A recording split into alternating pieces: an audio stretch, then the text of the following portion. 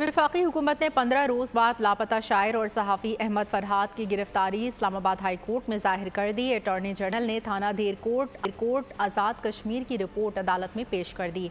अहमद फरहाद को शनाख्ती कार्ड न होने और कार्य सरकार में मुदाखलत पर गिरफ्तार किया गया।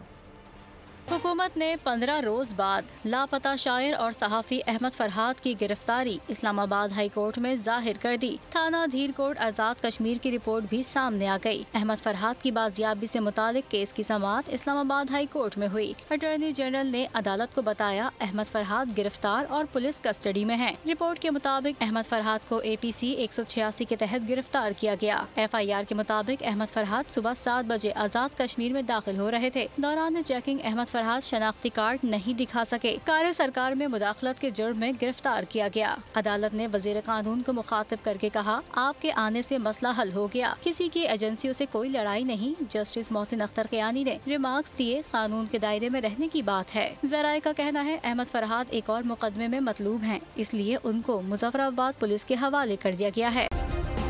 सब्सक्राइब करें और बेल दबाएं ताकि कोई खबर रह न जाए।